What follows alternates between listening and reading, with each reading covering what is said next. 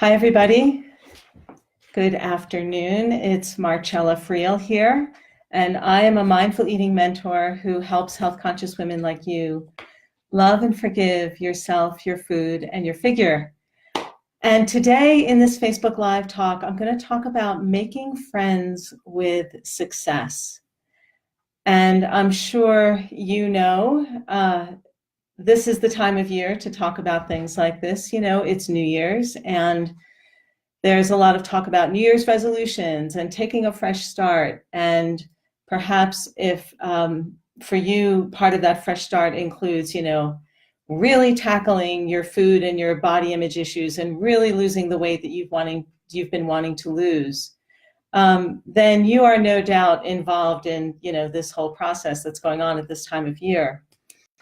And so I want to talk about very briefly one thing in particular that can get in the way of really having a clear through path from where you are now to where you want to be. And I'm going to talk about that very briefly, and then we're going to do a little EFT tapping. And then I'll give you a couple of tips at the end for how you can take what we're doing here a little further on your own. So a couple of you, oh, actually, I forgot to turn off my phone. How about that? Oh, it is off. Okay, great. Sorry about that. You know, a couple of you have been writing to me in these last couple of days and saying, you know, oh, it's so amazing that I found you now because I was just about to start another diet. And before we talk about, you know, anything else, I just want to say a word about dieting. And really what I want to say to you is, please, please do not go on another diet. If there's anything that sets us up for failure, it is dieting. And I don't know if you are aware of this, but there's a lot of research now that shows that dieting really doesn't work, that chronic caloric restriction basically wreaks havoc on the metabolic pathways in the body that would actually naturally establish weight stability. So diets don't work. So, you know, if you're somebody who has chronically dieted and you've had one failure after another, it's not your fault. But what you might have in the wake of chronic dieting is what I want to talk about today, which is, you know, part of this subconscious resistance to success. And that is goal trauma. Goal trauma. So if any of you are out there, oh, hey, Karuna, great, hi. Yeah, I'm glad you're here as well. Goal trauma. Let's talk about goal trauma. I learned about goal trauma from a book called Tapping into Wealth by a woman named Margaret Lynch. So this isn't my original material, and I just want to give credit where credit is due. But what Margaret says, and I think this is really relevant to, you know, those of us who struggle with food and body image issues, goal trauma occurs when you want something really, really badly, and you do everything in your power to try to make it happen. And you work hard and you sacrifice and maybe you spend a lot of money, but then for whatever reason, it just simply doesn't work out. And what that looks like, you know, in the context of something like dieting is that either you work, and you lose a couple of measly pounds, or you work, and your weight just flatlines, or you actually end up gaining the weight, you know, gaining more weight than what you originally started out with. So goal trauma can actually be pretty devastating. And one of the sort of consequences of goal trauma is that, one, you know, you mean talk yourself. So you talk to yourself in really hostile terms, like you say things like, you know, what a jerk I was, you know, what an idiot I was. What was I thinking? Why did I think I could do this? And that can get in the way, you know, of future success. And then the other piece is that when you are carrying goal trauma, either you don't step up again, you know, you don't even try, to reach your goal or go for what you want, or you start and stop and start and stop. You have this kind of ambivalent, like push-pull relationship. Or you just end up, or you start and then you end up quitting halfway through. So the residues of goal trauma can create a lot of ambivalence and hesitation and doubt. You feel with goal trauma, you feel betrayed by the universe. You feel perhaps betrayed by your own body. You feel betrayed by other people. Goal trauma can be tremendously disappointing. So if any of you can identify with what I'm talking about here, just give me a little, like a hi or a like or what have you. So how do we deal with goal trauma? There are a couple of things that I think are really important here.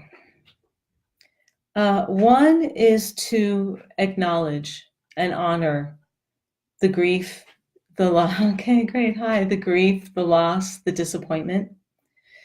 To really let yourself feel the depth of the frustration. Because if we don't really let ourselves go down into that space and touch it, we can't really heal it. And if that is something that feels overwhelming for you to do by yourself, then the second part of how to work with goal trauma that I would suggest is to share your grief with someone else, to tell your story of what happened, to ideally somebody who can just simply receive it with neutrality and with compassion, and somebody who can just create a container for you where you can, express everything that you need to express. Which also leads me to the third piece about, how to deal with goal trauma. And that is to really let it rip in terms of the anger, the frustration, the emotions. Like if you really need to scream and shout and cuss yourself out and say, what a jerk I was, how could I have been so stupid, et cetera, let it out. Let it out, because holding that emotional tension in your body is part of what is keeping the weight on. Then once you've done all of that, like once you have actually acknowledged the grief, maybe you've made an inventory of what was lost. Once you share that with someone else, once you allow yourself to really feel and voice the range of, self-recriminating thoughts, once you've done all that, and you feel like that, that emotional wave has passed, and of course, tapping, we'll do some tapping in just a minute, but tapping is a huge support for all of this.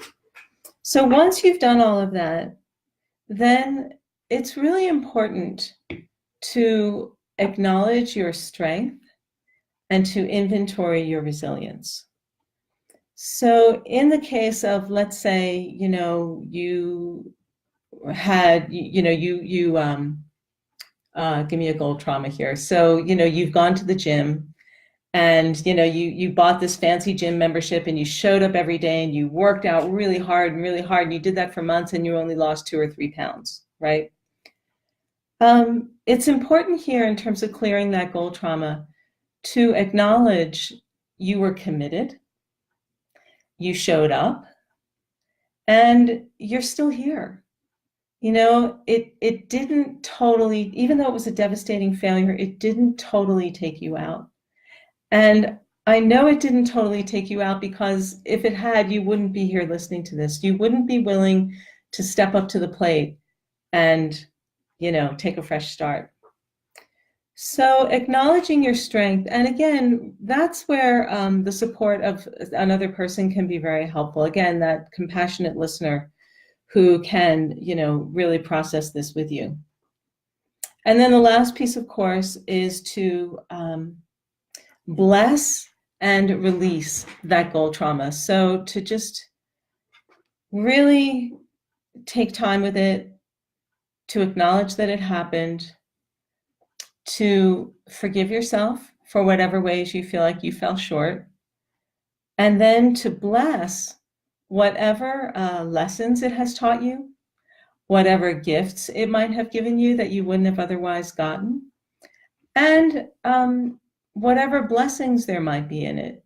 Because setbacks like these actually, we have a choice. We can either, fall down and stay down, or we can acknowledge our resilience, lick our wounds, and then get back up. So yes, within a gold trauma, there's always like a blessing, a gift, and a lesson. And so processing through all of that will really help you take a fresh start and, clear the way for where it is you want to go. So let's do a little bit of tapping right now on gold trauma. So if this is something that resonates with you, oh, hey, Patricia. Oh, and hey, Sheridan. Hi, you guys. If this is something that resonates with you, that, there's some failure from your past that you feel like is haunting you and that you feel like is standing in the way of your success, why don't you call that to mind right now? Just maybe if you have a journal, you could like make a couple of notes or something. So to think about what that is, and actually, if you want, maybe you could put your hands on your heart and see if my microphone's still here. So perhaps there was some failure in your past that you feel is still there. And if it, if it's available to you, it would be good to identify the feelings that you have in connection to this experience. I feel like a failure. I feel hopeless. I feel frustrated, etc. So what are the emotions connected to it? And then how are you talking to yourself about it? Like, what are you making this experience mean about you? I can't do it. I'll never have it. People like me don't break through, or what have you. So to just really tune into what is the failure? What are the feelings that are connected with the failure? And then how is it that you are talking to yourself? What are you making this mean about you? Okay, so once you have all of that, let's do a little tapping here for gold trauma. Alrighty, so just take a nice deep breath, and you can tap right here on the side of your hand. And just say as I say and do as I do. And if my words don't resonate with you, please feel free to use your own. Okay. Even though I have this gold trauma, and just go ahead and repeat that after me. I deeply love and accept myself. Even though I feel haunted by this failure from my past, and it's really standing in the way of me moving forward. And it makes me feel, and then here just add your own words, however it makes you feel. Yeah, good. I totally acknowledge all of that. Take a nice deep breath here. Good. I give myself room to acknowledge all of it. And as best I can in this moment, I choose to love and forgive myself. Okay. Even though I have this gold trauma, yeah, I feel really traumatized by that failure. It's still with me. And I feel like such a failure. How could I possibly succeed? Good, okay. And even with all of this, I choose to clear the path to success anyway. And deeply love myself as I do that. Excellent, good. Let's go up to the top of the head. But yeah, I am haunted by this old failure. I really feel whatever it is you feel about this failure. Okay, good. The memory of this failure. It was so painful. And I feel like such a jerk.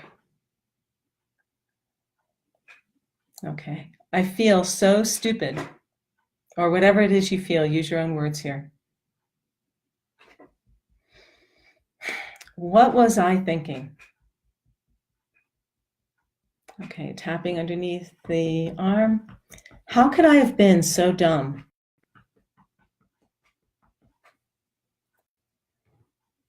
I feel like such a fool.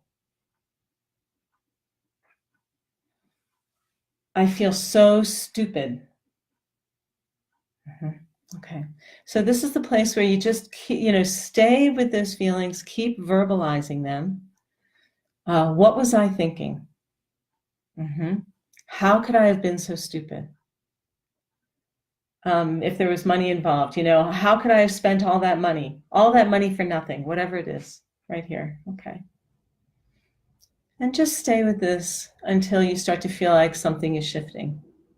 Okay, so you might want to watch the recording of this and tap along with it, maybe press the pause button and, stay here for a little bit until you really let yourself feel the depth of that failure and the depth of how stupid you feel and what an idiot and all the rest of it. Like it's just us here. Don't worry about it. I'm not going to be offended by what you have to say. So yeah, this is a place to just really let it out.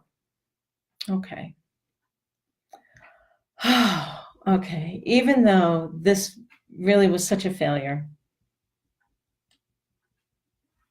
Okay, and I wish it hadn't happened this way. Okay. The truth is, it did happen this way. And I'm just going to honor it as best I can. That it was what it was. Okay. And the truth is, I showed up for my part of the bargain. I showed up. I committed. I invested. And it's really a drag that it didn't work out. Okay. But good for me for showing up. And I'm learning something from this experience. Okay. I'm learning something I wouldn't otherwise learn. And maybe there's a hidden gift here. Maybe there's some blessing within this failure. Maybe there's some seed of success that's lying dormant inside this failure. Great. Good. And I'm not going to be able to discover that if I keep beating myself up. Okay? Good. So I'm going to let that go. Good. Beating myself up for my failures. Beating myself up for my so-called failures. I'm going to let that go now. It's safe to let it go. It's okay to let it go. And it's okay to take a fresh start and go for what I really, really, really desire. Great. Let's take a nice deep breath.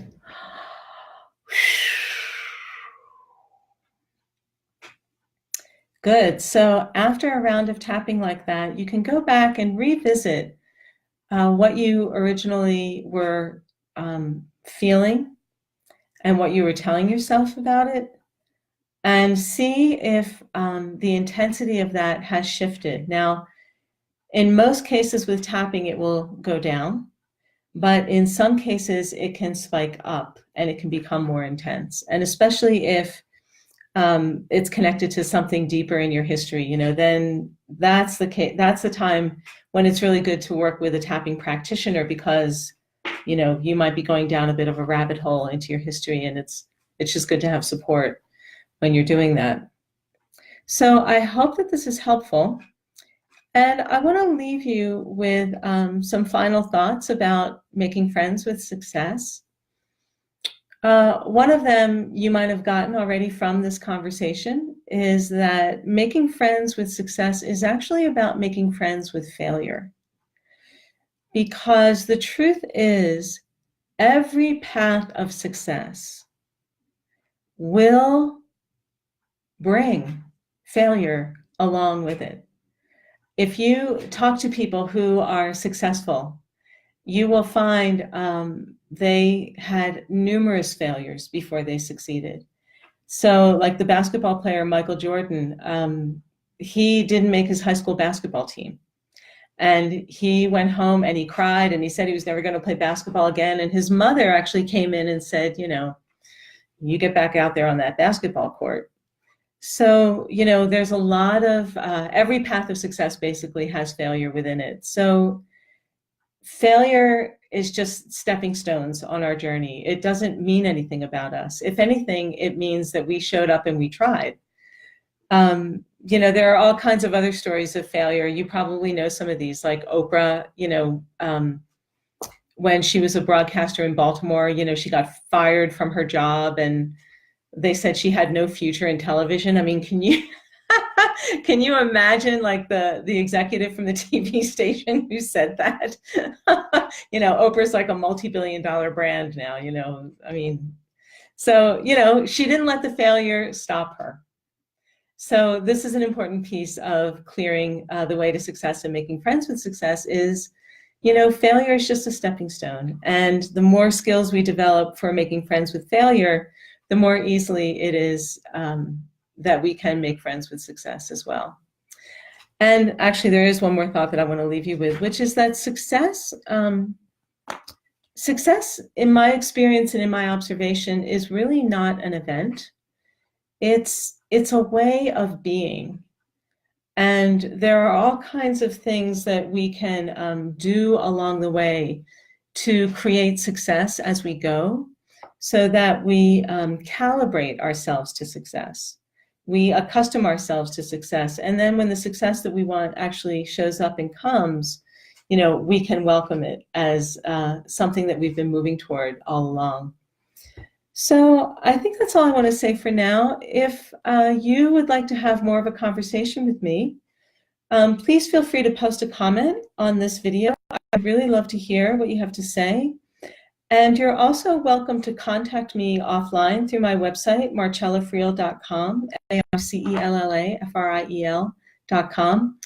If you are ready to go deeper into the subconscious emotional obstacles that have held you back from losing the weight you've wanted to lose and healing your relationship with your food and really creating the life that you desire, I have some opportunities for you that might be a fit for you. So please feel free to contact me. I would love to talk with you. And blessings, Happy New Year, and bye for now. Adios.